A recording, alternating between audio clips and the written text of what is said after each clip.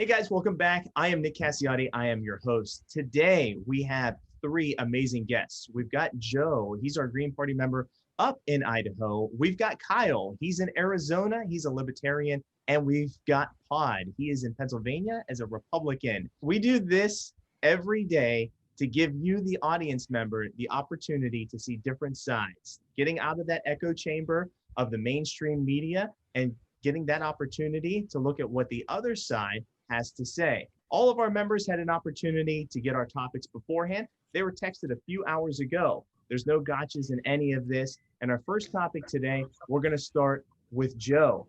Our first topic, Joe, is Tom Cruise had a bombastic meltdown while filming Mission Impossible 7, screaming and threatening the jobs of people who don't follow COVID protocol guidelines. Celebrities are often looked up to in the world as people with massive influence. What does this rhetoric and message mean to the average person? We are the gold standard.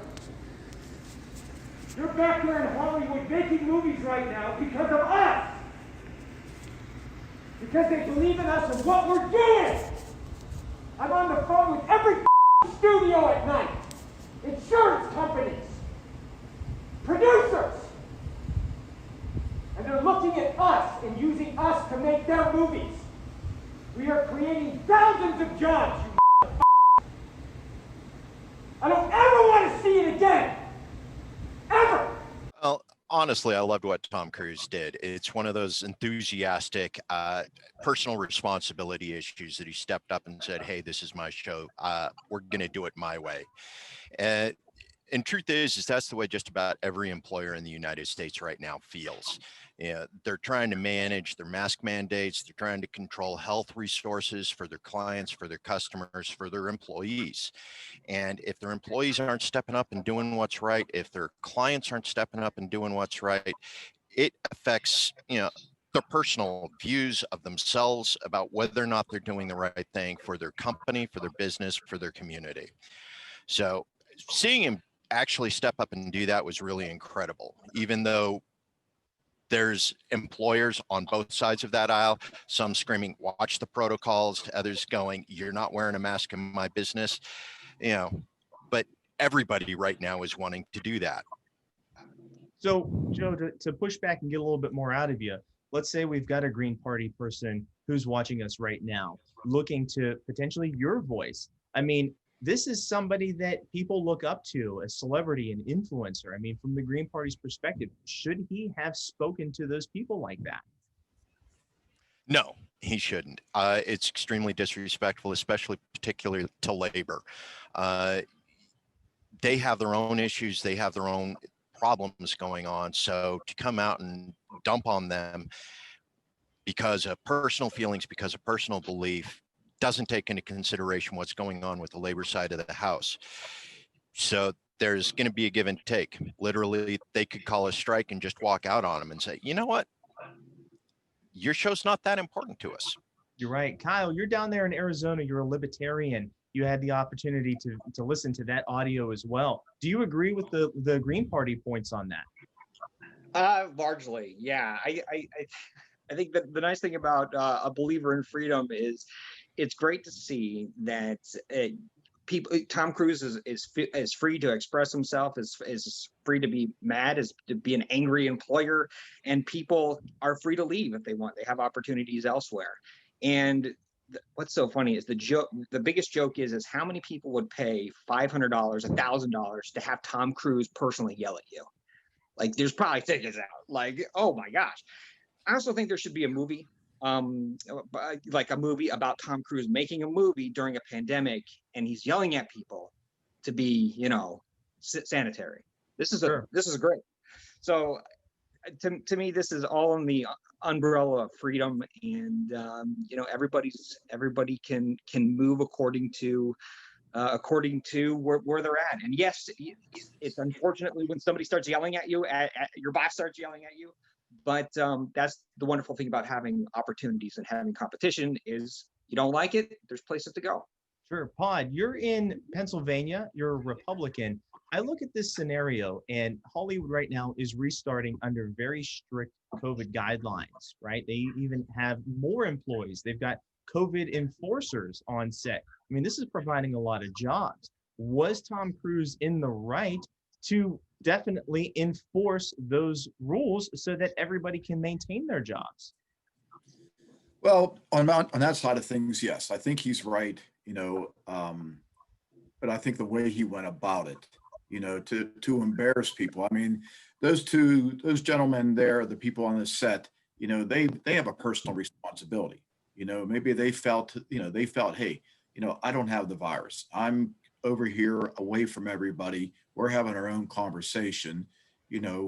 We feel that we've taken the steps, and when we get closer to people, we'll follow them. I mean, to attack them like that, I don't think it was something that, I know in my position, what I do, I would never attack my employees like that.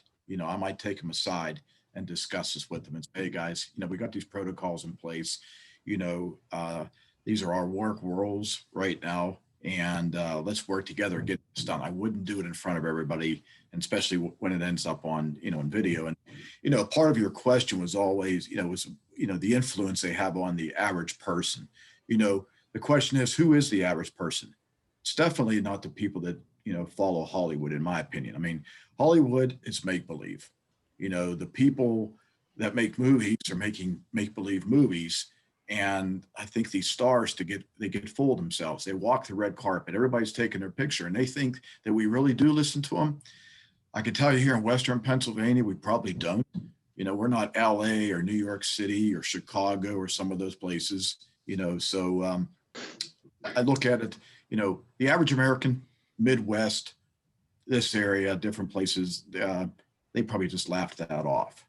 Sure. Kyle, really looking into what he's saying there, digging into Pod's position. I mean, I think that he's very clear that, what I understood is that Tom Cruise should have taken these people aside.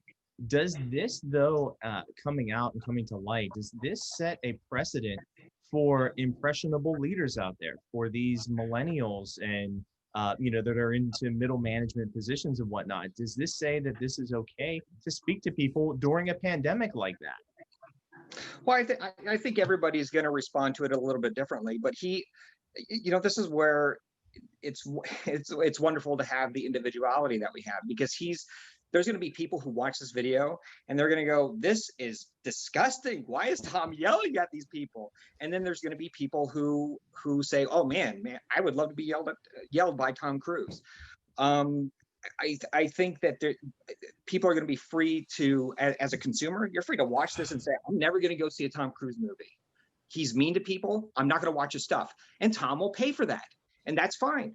As long as Tom pays the price for being a jerk, then the market is working.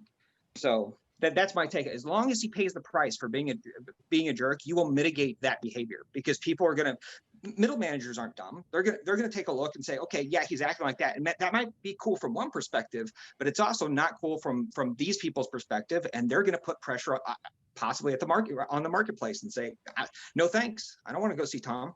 Sure, absolutely. And that's good too. Yeah, absolutely. Joe, I'm going to let you give the final word on Tom Cruise today. Tom Cruise has a long history of being a bossy type individual on the set, on screen, and even in his contracts. This is not unusual for him. So for anybody who idolizes him, they've already adopted this type of personality problem, especially in management level. So this isn't a new thing.